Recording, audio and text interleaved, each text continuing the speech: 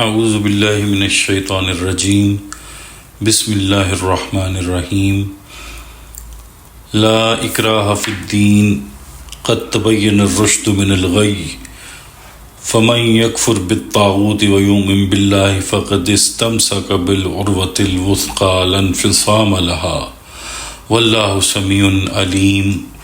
دین میں زبردستی نہیں ہے، ہدایت گمراہی سے الگ ہو چکی، تو جو شخص بتوں سے اعتقاد نہ رکھے اور اللہ پر ایمان لائے، اس نے ایسی مضبوط رسی ہاتھ میں پکڑ لی جو کبھی ٹوٹنے والی نہیں، اور اللہ سب سنتا اور سب جانتا ہے۔ صدق اللہ العظیم۔ رب اشرح لی صدری ویسر لی امری واحلل عقدۃ من لسانی یفقہوا قولی۔ عزیزان گرامی، ہم سورہ البقرہ کے 34ویں رکوع کا مطالعہ کر رہے ہیں، اور اس سلسلے میں اس کی آخری 2 آیات کا آج مطالعہ کریں گے۔ پچھلی نشست میں ہم نے آیت الکرسی کو تفصیلاً سمجھا اور اس کو سمجھنے کی کوشش کی۔ اب اس کی اگلی آیات کو سمجھنے کی کوشش کرتے ہیں۔ آیت نمبر 256 سے آغاز کرتے ہیں۔ لا اکراہ فی الدین، دین میں کوئی جبر نہیں ہے۔ اسلام اس بات کی اجازت نہیں دیتا کہ کسی کو اسلام قبول کرنے پر مجبور کیا جائے۔ اسلام میں کسی فرد کو جبراً مسلمان بنانا حرام ہے، لیکن اس آیت کا یہ مطلب نکال لینا کہ نظام باطل کو ختم کرنے کے لیے بھی کوئی طاقت استعمال نہیں ہو سکتی، یہ سراسر حماقت ہے۔ نظام باطل تو ظلم پر مبنی ہے، یہ اللہ اور بندوں کے درمیان حجاب اور آڑ بن گیا ہے، لہٰذا نظام باطل کو طاقت کے ساتھ ختم کرنا مسلمانوں پر فرض ہے۔ اگر طاقت موجود نہیں ہے تو طاقت حاصل کرنے کی کوشش کی جائے، لیکن جس مسلمان کا دل نظام باطل کو ختم کرنے کی آرزو اور ارادے سے خالی ہے، اس کے دل میں ایمان نہیں ہے۔ طاقت اور جبر نظام باطل کو ختم کرنے پر صرف کیا جائے گا، کسی فرد کو مجبوراً مسلمان نہیں بنایا جائے گا۔ یہ ہے اصل میں اس آیت کا مفہوم۔ تو فرماتے ہیں کہ دین میں کوئی جبر اور مجبوری نہیں، کسی کو مجبور کر کے مسلمان نہیں بنایا جا سکتا۔ ہم نے دین، قرآن، ہدایت اتار دی اور رسول بھیج دیے، اب تمہاری مرضی ہے۔ فمن شاء فلیؤمن ومن شاء فلیکفر، تم میں سے جو چاہے ایمان لے آئے، تم میں سے جو چاہے کفر اختیار کر لے۔ یہ تو کمرہ امتحان ہے، اس کمرہ امتحان میں ہر ایک کو کاغذ بھی دیا جائے گا، جو چاہے لکھتا چلا جائے۔ ان 3 گھنٹوں میں چاہے تو سوالات کے صحیح جوابات لکھے، اور چاہے تو گالیاں دیتا چلا جائے، گالیاں لکھ دے۔ کوئی اس کا ہاتھ نہیں پکڑے گا کہ یہ کیا کر رہے ہو۔ جب مارکس شیٹ آئے گی، جب نمبر لگیں گے، تو پتہ چلے گا کہ جناب نے کیا لکھا ہے۔ لیکن ان 3 گھنٹوں میں پوری آزادی ہے، جو چاہیں کریں۔ یہ دنیا اور زندگی کی جو مہلت ہمیں دی گئی ہے، یہ بھی امتحان ہے، یہ بھی کمرہ امتحان ہے۔ فرمایا اس میں کوئی جبر و اکراہ نہیں ہے، جو چاہے اسلام قبول کرے اور جو چاہے نہ کرے۔ ایک بات سمجھ لیں کہ جبر کفر کی طرف سے ہوتا ہے، اسلام کی طرف سے نہیں ہوتا۔ جب بھی سختی کی گئی، مار پیٹ کی گئی، تو اہل کفر کی طرف سے کی گئی۔ حضرت بلال رضی اللہ عنہ کو انگاروں پر، پتھروں اور گرم ریت پر لٹایا گیا۔ کس لیے؟ اس لیے کہ تم ہمارا دین چھوڑ کر اسلام کی طرف کیوں جا رہے ہو۔ دوسرے صحابہ پر بھی اسی لیے سختیاں کی گئیں کہ تم اسلام کیوں قبول کرتے ہو، تمہیں اسلام قبول کرنے کی اجازت نہیں ہے۔ اور ادھر قرآن یہ کہتا ہے کہ من شاء فلیکفر، تم میں جو چاہے وہ کفر اختیار کر لے۔ غور کریں کہ اسلام اور قرآن آزادی دے رہے ہیں، کفر آزادی نہیں دے رہا۔ آپ اگر غور کریں گے کہ جہاد بھی اس چیز کا نام ہے کہ کفر کے اس جبر کا مقابلہ کیا جائے کہ لوگ اسلام قبول کر رہے ہیں، مگر کفار جبر کے ذریعے سے انہیں فتنے پر مبتلا کرتے ہیں اور انہیں مارتے پیٹتے اور قتل کرتے ہیں، لوگوں کو اسلام سے پھیرتے ہیں۔ ان کا مقابلہ جہاد ہے۔ اسلام میں آزادی ہے، کفر میں آزادی نہیں بلکہ جبر ہے۔ قد تبین الرشد من الغی، ہدایت گمراہی سے واضح ہو چکی ہے۔ جتنی بھی کجیاں ہیں، غلط راستے ہیں، شیطانی پگڈنڈیاں ہیں، صراط مستقیم کو ان سے بالکل مبرہن، بالکل الگ کر دیا گیا ہے۔ دوسری بات یہ کہ اکراہ کے مقابلے میں اسلام یہ جو چیز پیش کر رہا ہے وہ ہے قد تبین الرشد من الغی۔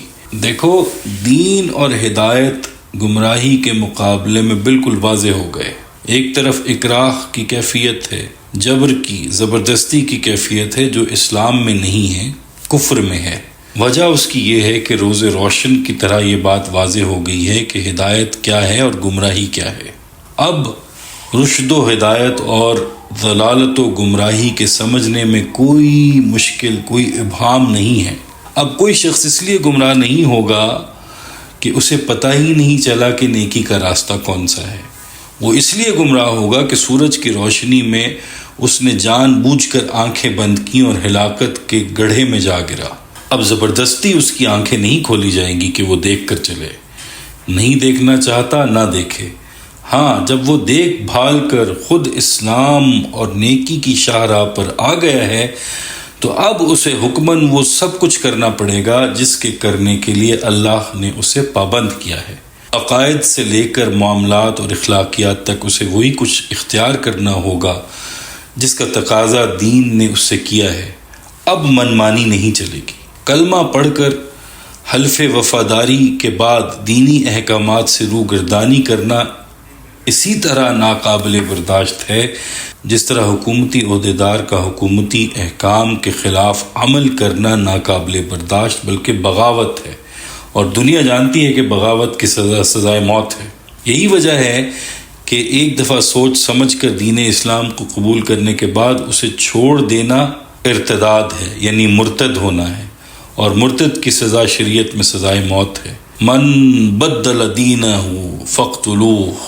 آگے فرماتے ہیں فمن یکفر بالطاغوت، تو جو کوئی بھی طاغوت کا انکار کرے ویؤمن باللہ، اور پھر اللہ پر ایمان لائے، فقد استمسک بالعروۃ الوثقی، تو اس نے بہت مضبوط کنڈا تھام لیا ہے، بہت مضبوط سہارا دستہ تھام لیا ہے، لا انفصام لہا، جو کبھی ٹوٹنے والا نہیں ہے۔ واللہ سمیع علیم، اور اللہ سب کچھ جاننے والا، سب کچھ سننے والا ہے۔ دیکھیے اللہ پر ایمان لانے سے پہلے طاغوت کا انکار ضروری ہے۔ جیسے کلمہ طیبہ لا الہ الا اللہ میں پہلے ہر الہ کی نفی ہے اور پھر اللہ کا اثبات ہے، پھر اللہ کی وحدانیت کا ذکر ہے۔ طاغوت کا لفظ طغا سے ہے، یعنی سرکش۔ تو جس نے اپنی حاکمیت کا اعلان کیا اللہ کے سوا وہ طاغوت ہے، جس نے غیر اللہ کی حاکمیت کو تسلیم کیا وہ بھی طاغوت ہے، اور غیر اللہ کی حاکمیت کے تحت بننے والے سارے ادارے طاغوت ہیں، خواہ وہ کتنے ہی خوشنما ادارے ہوں۔ عدلیہ کے نام سے ایک ادارہ اگر اللہ کے قانون کے مطابق فیصلے نہیں کر رہا، کچھ اور لوگوں کے بنائے ہوئے قانون کے مطابق فیصلے کر رہا ہے تو وہ طاغوت ہے۔ قانون ساز ادارہ اگر اللہ کی نازل کردہ ہدایت کے مطابق قانون سازی نہیں کر رہا تو وہ بھی طاغوت ہے۔ جو کوئی بھی اللہ کی حدود سے تجاوز کرتا ہے وہ طاغوت ہے۔ دریا جب اپنی حدوں سے باہر نکلتا ہے تو یہ طغیانی ہے، اسی سے یہ لفظ طغا اور اس سے طاغوت کا لفظ نکلا ہے۔ تو فرمایا جو کفر کرے وہ طاغوت ہے، وہ طاغوت کے ساتھ ہے۔ فمن یکفر بالطاغوت ویؤمن باللہ، تو اللہ پر ایمان لانے کے لیے پہلے ضروری ہے طاغوت کا انکار۔ تو جو کوئی بھی طاغوت کا انکار کرے ویؤمن باللہ، اور پھر اللہ پر ایمان لائے، یعنی طاغوت سے دوستی اور اللہ پر ایمان دونوں چیزیں یکجا نہیں ہو سکتی۔ اللہ کے دشمنوں سے بھی یارانہ ہو اور اللہ کے ساتھ وفاداری کا دعویٰ بھی ہو تو یہ تو منافقت ہے، جبکہ اسلام تو حنیفا مسلماً مکمل یکسوئی کے ساتھ اطاعت شعاری کا مطالبہ کرتا ہے۔ تو جو کوئی طاغوت کا انکار کرے اور پھر اللہ پر ایمان لائے، فقد استمسک بالعروۃ الوثقی، تو اس نے بہت مضبوط کنڈا تھام لیا۔ جس شخص نے یہ کام کر لیا کہ طاغوت کی نفی کی اور اللہ پر ایمان لے آیا تو اس نے تو ایک بہت مضبوط کنڈا تھام لیا۔ یوں سمجھیے اگر کوئی شخص سمندری جہاز کے عرصے سے سمندر میں گر جائے، اسے تیرنا بھی نہ آتا ہو، اور کسی طرح ہاتھ پیر مار کر وہ جہاز کے کسی کنڈے کو تھام لے جو اس کے ساتھ لٹک رہے ہوتے ہیں، ان میں سے کسی کنڈے کو تھام لے، تو اب وہ سمجھتا ہے کہ میری زندگی اسی سے وابستہ ہے، اب میں اسے نہیں چھوڑوں گا۔ وہ کنڈا اگر کمزور ہے تو اس کا سہارا نہیں بن سکے گا اور اس کے وزن سے ہی اکھڑ جائے گا یا ٹوٹ جائے گا، لیکن اگر وہ کنڈا مضبوط ہے تو وہ اس کی زندگی کا ضامن بن جائے گا۔ یہاں فرمایا کہ طاغوت کا انکار کر کے اللہ پر ایمان لانے والے شخص نے بہت مضبوط کنڈے پر ہاتھ ڈال دیا ہے، لن فصام لہا، جو کبھی ٹوٹنے والا نہیں ہے، کبھی علیحدہ ہونے والا نہیں ہے، یہ بہت مضبوط سہارا ہے۔ رسول اکرم صلی اللہ علیہ وآلہ وسلم کے خطبہ میں یہ الفاظ نقل کیے گئے ہیں، وَأَوْثَقُ الْعُرَى كَلِمَةُ التَّقْوَى، یعنی تمام کنڈوں میں سب سے مضبوط کنڈا تقویٰ کا کنڈا ہے، لہٰذا اس کو مضبوطی کے ساتھ تھامنے کی ضرورت ہے۔ واللہ سمیع علیم، اور اللہ سب کچھ سننے والا، سب کچھ جاننے والا ہے۔ آگے آیت نمبر 257، اللہ ولی الذین آمنوا یخرجہم من الظلمات الی النور والذین کفروا اولیاؤہم الطاغوت یخرجونہم من النور الی الظلمات اولئک اصحاب النار ہم فیہا خالدون۔ اللہ دوست ہے ان لوگوں کا جو ایمان لے آئے، وہ انہیں اندھیروں سے نکال کر روشنی میں لے جاتا ہے، اور جو لوگ کافر ہیں ان کے دوست شیطان ہیں کہ ان کو روشنی سے نکال کر اندھیروں میں لے جاتے ہیں، یہی لوگ اہل دوزخ ہیں کہ اس میں ہمیشہ رہیں گے۔ یہاں سے معلوم ہوا کہ ہر ایمان لانے والا، خواہ اس کا ایمان قوی ہو، مضبوط ہو یا کمزور، اللہ کا دوست ہوتا ہے، ولی ہوتا ہے۔ ولایت کا ایک ادنا درجہ ہر مسلمان کو حاصل ہے۔ اللہ تعالیٰ فرما رہے ہیں کہ اللہ ولی الذین آمنوا، اللہ ایمان لانے والوں کا دوست ہے، ولی ہے۔ اب اللہ ان کا دوست ہے تو وہ بھی اللہ کے دوست ہو گئے۔ معلوم ہوا کہ ولایت کا ایک حصہ تو ہر مسلمان کو حاصل ہے، پھر ایمان جتنا جتنا مضبوط ہوتا چلا جائے گا اور ایمان کے تقاضے پر عمل جتنے جتنے بڑھتے چلے جائیں گے، ولایت کے درجے اتنے ہی آگے بڑھتے چلے جائیں گے۔ اور فرمایا کہ اللہ سے دوستی کا تقاضا یہ ہے کہ اللہ جس کا دوست بن جاتا ہے، یخرجہم من الظلمات الی النور، وہ دوستی یوں نبھاتا ہے کہ وہ اپنے دوستوں اور اپنے پیاروں کو اندھیروں سے نکال کر روشنی میں لے آتا ہے۔ یہاں نور کا لفظ واحد ہے اور ظلمات کا لفظ جمع ہے۔ گمراہی کے راستے بہت ہوتے ہیں، لیکن حق اور نور کا راستہ ایک ہی ہوتا ہے۔ فرمایا اللہ جس سے دوستی گانٹھ لیتا ہے، ان کو اندھیروں سے نکال کر نور میں، روشنی میں لے آتا ہے، ہدایت کی روشنی میں لے آتا ہے۔ اور وہ لوگ جو کفر کرتے ہیں، ان کا دوست طاغوت ہوتا ہے، وہ کسی نہ کسی طاغوت کی دوستی میں آ جاتے ہیں، وہ انہیں روشنی سے نکال کر اندھیروں میں پھینک دیتے ہیں۔ طاغوتوں کا کام یہ ہے کہ وہ انسان کو روشنی میں نہیں رہنے دیتے۔ یہ سب لوگ، یہ طاغوت اور طاغوت کے ماننے والے بھی، یہ سب دوزخ میں جانے والے ہیں، یہ سب اسی میں ہمیشہ رہیں گے۔ ایک بات ایسی ہے کہ در حقیقت اس کے پیچھے پڑ جانا چاہیے کہ قرآن مجید میں کہا گیا وَفِي ذَلِكَ فَلْيَتَنَافَسِ الْمُتَنَافِسُونَ، آپس میں مقابلہ کرنے والوں کو جس میں مقابلہ کرنا چاہیے وہ اللہ سے دوستی اور پیار ہے، اللہ کو راضی کرنے کا بندوبست ہے۔ یہ فکر کہ میرا مالک کسی طرح مجھ سے راضی ہو جائے اور مجھے اس کی پکی اور سچی دوستی حاصل ہو جائے۔ حضور اکرم صلی اللہ علیہ وآلہ وسلم نے ارشاد فرمایا، اگر انسانوں میں سے میں کسی کو اپنا جگری دوست بناتا تو ابو بکر رضی اللہ تعالیٰ عنہ کو بناتا، لیکن تمہارے اس ساتھی نے اللہ کو اپنا جگری دوست بنا لیا ہے۔ یوں آپ صلی اللہ علیہ وآلہ وسلم نے واضح فرما دیا کہ جسے اپنا جگری دوست اور خلیل بنایا جا سکتا ہے وہ اللہ کی ذات گرامی ہے، اور میں نے اس کو اپنا دوست بنا لیا ہے۔ اور اس کا اظہار اس وقت ہوا جب آخری گھڑی آئی تو آپ نے بے قراری سے کہا اللہم الرفیق الاعلی، اللہم الرفیق الاعلی، اے میرے سب سے بڑے ساتھی، اب تو ہی ہے، اب تیری ہی یاری اور ساتھ درکار ہے۔ تو اللہ کے حضور گئے تو اللہ کا ساتھ مانگتے ہوئے گئے کہ بس اب یہ دنیا کافی ہو گئی، اب بس تیرا ساتھ چاہیے۔ اسرائیل علیہ السلام آئے، پہلے تو انہوں نے دروازہ کھٹکھٹایا، بتایا گیا کہ ایک بدو ہے جو آنے کی اجازت چاہتا ہے۔ آپ نے فرمایا اسے آنے دو، یہی ہے جو بیویوں سے خاوندوں اور والدین کو اولاد سے جدا کرتا ہے، اسے آ لینے دو۔ جب اس نے اجازت چاہی تو آپ صلی اللہ علیہ وآلہ وسلم نے فرمایا للرفیق الاعلی، اے اللہ اب تیرا ہی ساتھ چاہیے، اب تیری محبت کی دنیا میں داخلہ چاہیے۔ اس وقت بھی اللہ کو للرفیق الاعلی کہا، اپنا خلیل کہا۔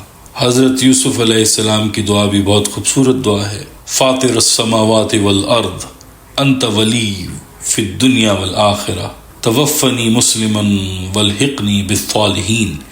اے زمین اور آسمان کے پیدا کرنے والے، تو ہی دنیا اور آخرت میں میرا دوست ہے، مجھے ایک مسلمان کی موت عطا فرما دے اور صالحین کے ساتھ شامل کر دے۔ یہ بھی نہیں کہا کہ ایک مومن کی موت عطا فرما، ایک نبی کی موت عطا فرما۔ عاجزی دیکھیے کہ فرمایا مجھے ایک فرما بردار کی موت عطا فرما اور مجھے نیک لوگوں میں شامل کر دے۔ اللہم اجعلنا منہم، اللہم اجعلنا منہم، اے اللہ ہمیں ان لوگوں میں شامل فرما دے، آمین۔ دراصل اللہ کی دوستی ہی سارا دین ہے۔ اللہ کی محبت، اس کی چاہت، اس کے لیے ساری چلت پھرت اور ساری گہما گہمی اور اسے ہی چاہتوں کا مرکز بنانا اور زندگی میں جو بھی کرنا اس کے لیے کرنا اور اسے اپنی تمام کارروائیوں کا مقصد قرار دینا۔ ملازمت کر رہے ہیں، زراعت کر رہے ہیں، کسی کے رشتے ناطے کر رہے ہیں، کسی کے ساتھ بگاڑ پیدا ہو گیا ہے تو بگاڑ کو بھی نبھا رہے ہیں صرف اللہ کی خاطر۔ جو چیز اندر سے تمام اعمال کا مرکز بنی ہوئی ہے وہ اللہ کی دوستی ہے، یہی سارا دین ہے۔ اور حضور اکرم صلی اللہ علیہ وآلہ وسلم اس کے لیے سب سے بڑا ذریعہ ہے، وسیلہ ہیں اور رہبر ہیں۔ ان کی راہ پر، ان کی سیرت پر چل کر، ان کا اتباع کر کے اللہ سے دوستی کی جا سکتی ہے اور اس دوستی کو نبھایا جا سکتا ہے۔ اور یہاں تکمیل ہوتی ہے سورہ البقرہ کے رکوع نمبر 34 کی۔ اللہ تعالیٰ سے دعا ہے کہ اللہ تعالیٰ قرآن پاک کی ان آیات کو سمجھنے اور ان پر عمل کرنے کی توفیق عطا فرمائے۔ اللہ تعالیٰ ہم سب کے لیے آسانیاں پیدا فرمائے اور آسانیاں بانٹنے کی توفیق اور شرف عطا فرمائے، آمین یا رب العالمین۔